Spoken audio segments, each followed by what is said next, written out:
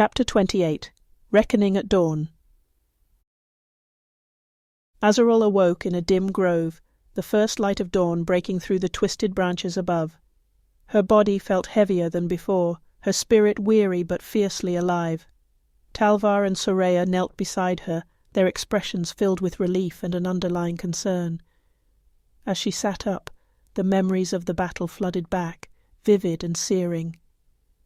"It's over," Soraya murmured, her gaze steady and filled with pride. "Vuva's hold on the land is broken. You did it." Azural's hand went to her heart, feeling the warmth of her flame steady and strong. The darkness that had lingered there, the shadow Vuva had tried to implant within her, was gone, replaced by a deep, quiet strength. She looked to her friends, her voice soft but determined. "We all did." Talvar nodded, his face softened with a rare smile. "This battle was never meant to be yours alone, Azural. We chose this path together." Soraya inclined her head, her gaze warm with the kind of loyalty that was no longer laced with secrecy or mistrust. "You're no longer alone, Draconis Ignis Aeterni." Together they stood, the grove around them alive with a new vibrant energy. Azural could feel the pulse of the land beneath her feet, its magic resonating with her fire, the energy of life restored. Yet, as they turned to leave, a flicker of residual magic stirred within the grove.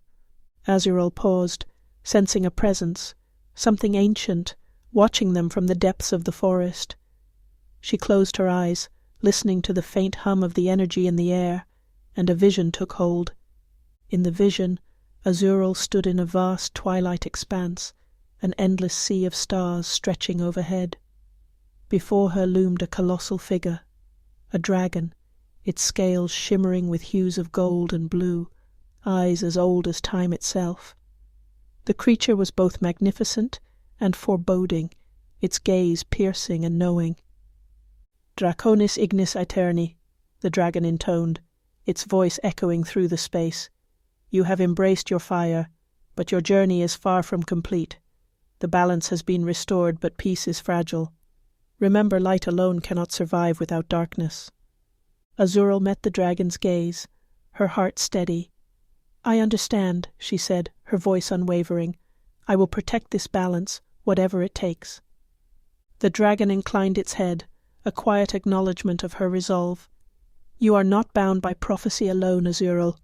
Your fire, your choices, will shape this world's fate." The vision faded, the dragon's final words lingering as a promise and a warning. Back in the grove, Azural opened her eyes, a new clarity settling over her. Talvar and Soraya watched her, their eyes filled with quiet understanding, sensing the weight of her vision. "Vuva is gone," Azural said softly, "but the balance we've restored must be protected. We may be called upon again." Talvar's hand rested on his sword, his gaze steady. "Then we'll answer, together." Soraya nodded, a faint smile gracing her lips. "The world may change, but we'll face it. This journey is far from over." With that they turned and left the grove, the dawn's light breaking fully over the horizon, casting golden beams across the land. For the first time in ages, the air felt light, free from the weight of shadows. Azural, Talvar and Soraya walked on, their steps steady, their purpose renewed. They had claimed their place in the world, as protectors, allies, and friends. And as the world awaited its next call to arms, they would be ready, united, resilient, and unbreakable. The fire within Azural would continue to burn, a beacon of hope and strength, lighting the way forward.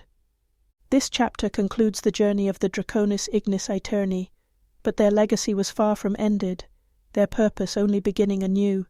For in a world that teetered between light and shadow, the fire of rebirth would forever blaze.